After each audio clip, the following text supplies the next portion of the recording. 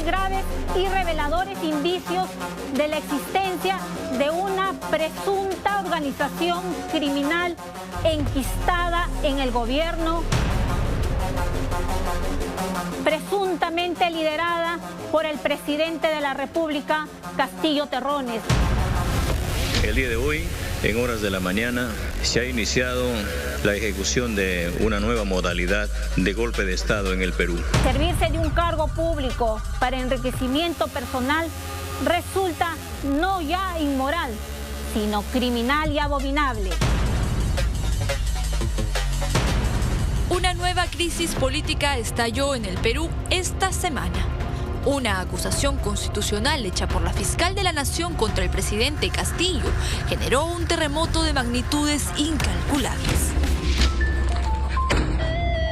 Pero no fue lo único que ocurrió en esta convulsionada semana. Los allanamientos estuvieron también a la orden del día.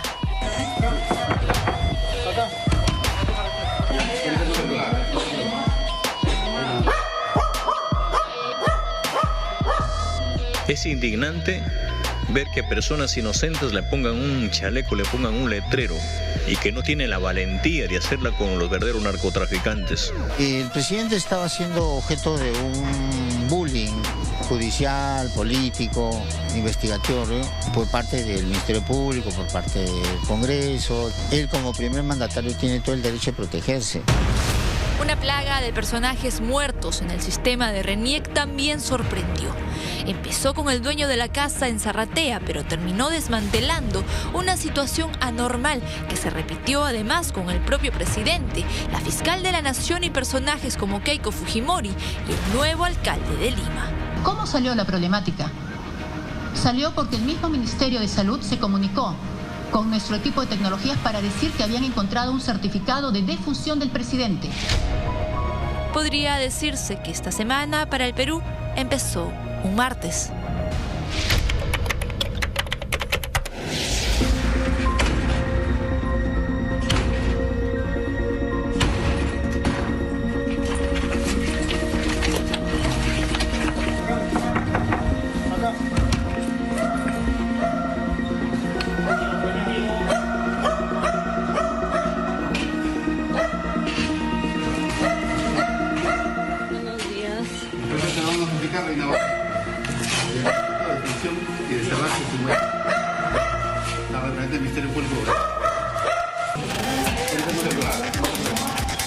La hecatombe comenzaba muy temprano con la detención preliminar de los llamados asesores en la sombra del presidente Pedro Castillo. Señor Auner, buenas tardes. ¿Qué tendría que decir a las imputaciones que se vienen realizando? No hay problema. Quieren lograr los 87 votos nada más. Están diciendo que usted era el coordinador entre Palacio de Gobierno y los congresistas. Siempre ha sido parte de mis funciones coordinar con las autoridades. ¿Pero qué era lo que usted realizaba puntualmente? Coordinaciones políticas. Por acá. Dentro de mi función. ¿En algún momento el señor Castillo le dio una orden puntual respecto al tema de los congresistas de Acción Popular? Nunca. Siempre he actuado dentro del marco de la legalidad. Uno a uno los presuntos ex asesores serán sorprendidos.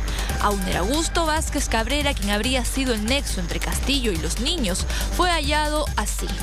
Lo mismo que Salatiel Marrufo Alcántara, quien fue el jefe de asesores del Ministerio de Vivienda. Eder Vitón, Milberto Castillo León y Abel Cabrera Fernández completarían la lista de hombres para los que el juez Víctor Zúñiga pidió la detención preliminar, solicitada a su vez por el equipo especial de fiscales contra la corrupción en el poder. Pero uno de ellos quedó inubicable: Alejandro Sánchez Sánchez, dueño de la casa de Zarratea. Daban ustedes los nombres, pero falta uno, es Alejandro Sánchez. Alejandro Sánchez, el dueño de la casa del pasaje Zarratea. Los allanamientos seguirían. Esta vez se trataría de las casas y oficinas de los 6 congresistas llamados Los Niños. ¿A qué hora ha iniciado la intervención el día de hoy en la casa del domicilio del congresista? 5:45. ¿Se ha encontrado material? No se puede dar información. Ok. La diligencia tuvo alcance nacional y se hizo como parte de la investigación que se le sigue a estos congresistas de Acción Popular por el presunto delito de organización criminal.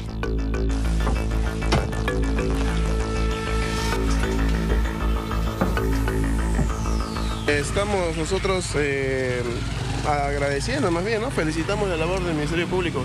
Es más, yo creo que esta diligencia debe haberse llevado a cabo hace mucho tiempo. La verdad que es que acá hay una persecución política de algunos malos elementos en la política que están tratando pues de presionarnos, ¿no?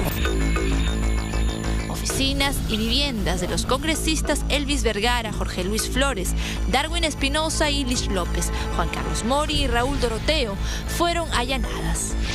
Pero una diligencia más ocurriría, esta vez en la vivienda de la hermana del presidente Castillo en San Juan de Lurigancho. ¿Cuál fue el diagnóstico médico? Que lo bajó la saturación por lo que estaba delicada por la impresión. Ya. ¿Y qué es lo que dijo? Que lo van a llevar para... ¿Por un tema de prevención o no? Porque está malita, bajó su saturación. Ya, por un tema de prevención. Pero sí, dijo, por ¿no? eso. Sí, por dijo sí o no. Yo recomiendo que se traslade a la persona. Usted no, porque usted no me ha dicho nada. El médico que se le lleve. Pero usted no.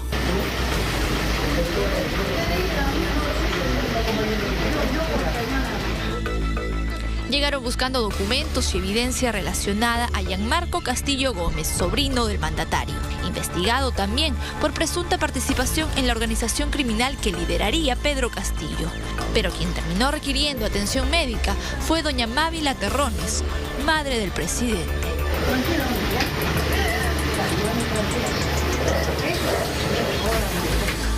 La fiscalía ha ingresado a la casa de mi hermana.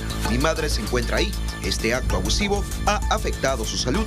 Responsabilizo a la Fiscalía de la Nación por la salud de mi señora madre. Y todo esto apenas sería la punta del iceberg. Hemos hallado muy graves y reveladores indicios de la existencia de una presunta organización criminal enquistada en el gobierno, presuntamente liderada por el presidente de la República, Castillo Terrones. El día de hoy, en horas de la mañana, se ha iniciado la ejecución de una nueva modalidad de golpe de Estado en el Perú. Servirse de un cargo público para enriquecimiento personal resulta no ya inmoral, sino criminal y abominable. Podemos señalar que los indicios hallados constituyen para el Ministerio Público una sospecha fundada de la comisión de los delitos de organización criminal, tráfico de influencias y colusión.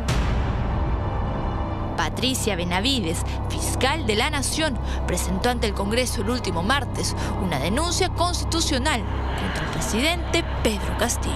Así como muchos compatriotas, como muchos héroes que entregaron su vida por el país, estamos también nosotros dispuestos a hacerlo. A nosotros no nos van a amedrentar. Desde este momento es responsabilidad exclusiva y excluyente del Congreso de la República decidir sobre el trámite de la denuncia constitucional en el marco de la Convención de las Naciones Unidas contra la Corrupción.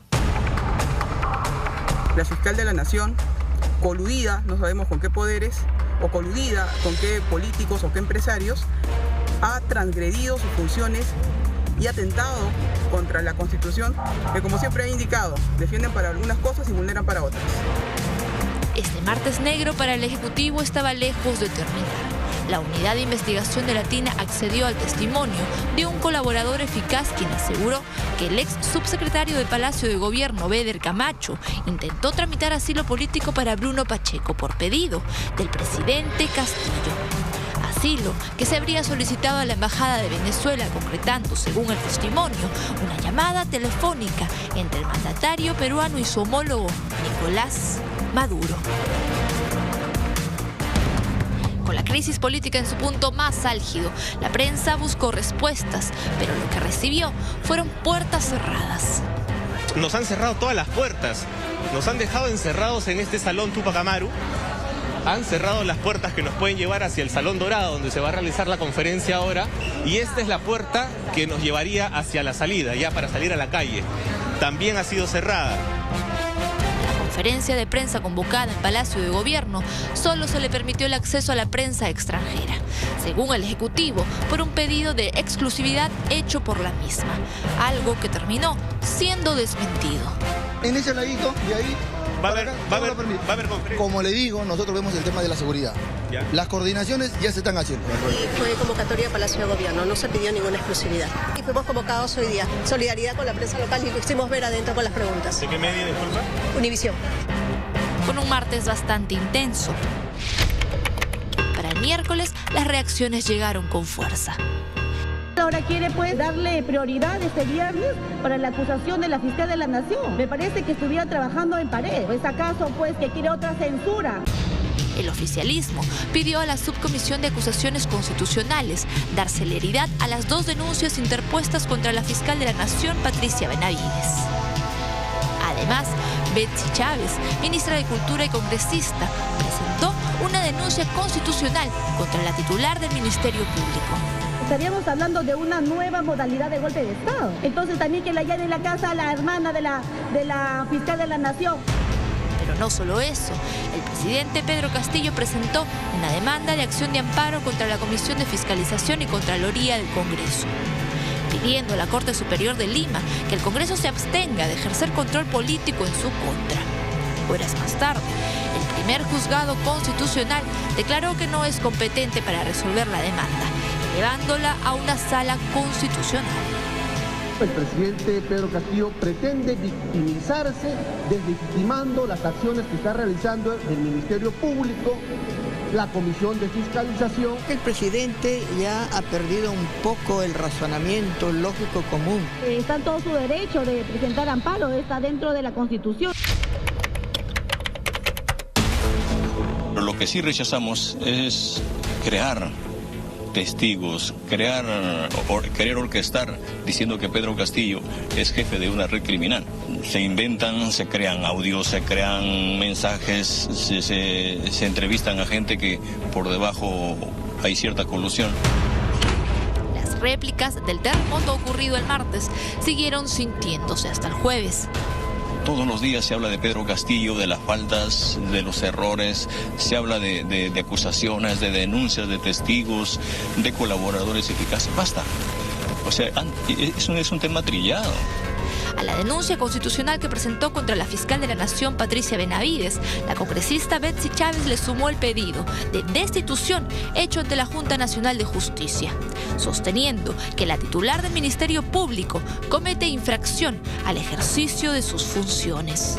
El presidente estaba siendo objeto de un bullying judicial, político, investigatorio por parte del Ministerio Público. Él como primer mandatario tiene todo el derecho de protegerse. El calendario marcaba viernes 14 de octubre, pero en el Perú parecíamos amanecer 2 de noviembre, Día de los Muertos. Todo empezó con Alejandro Sánchez Sánchez, dueño de la casa de Zarratea y ahora prófugo de la justicia. En RENIEC aparecía como fallecido, con fecha de defunción del martes 11 de octubre, día en que la justicia fue a buscarlo sin éxito. Pero no sería el único con un registro como este. De igual manera, aparecieron en RENIEC la fiscal de la Nación, Patricia Benavides, el presidente Pedro Castillo, Keiko Fujimori y Rafael López Aliaga. Certificados que son emitidos exclusivamente por médicos del Ministerio de Salud. Algunos de esos certificados de defunción daban cuenta de personas que aún estaban vivas y no obstante se había certificado su muerte. Entiendo, son labores y competencias compartidas tanto por la RENIEC como por el Ministerio de Salud. Entonces, de inmediato, debe de determinarse qué ha ocurrido. Lo primero que nosotros acá vemos que es un tema de vulneración de los sistemas de los médicos para generar certificados de defunción. Es un hecho que definitivamente tiene que investigarse. Por supuesto que sí, y si hay responsabilidad penal que se sancione a quienes tenga que sancionarse. ¿Cómo salió la problemática? Salió porque el mismo Ministerio de Salud se comunicó con nuestro equipo de tecnologías para decir que habían encontrado un certificado de defunción del presidente. Un escándalo en el que RENIEC y Ministerio de Salud se disputan responsabilidad. La medida inmediata para solucionarlo fue el cierre de todos los usuarios de MINSA que emiten certificados de defunción en línea, para ahora pasar a hacerlo de manera manual. Y es que se detalló que desde el 25 de septiembre, 64 personas fueron registradas con certificados de defunción falsos. ¿Quién y por qué está detrás de esto? ¿A dónde nos lleva esta nueva crisis política que ya comenzó? ¿Qué pasará en los próximos días? Como siempre, en el Perú, tenemos más preguntas que respuestas.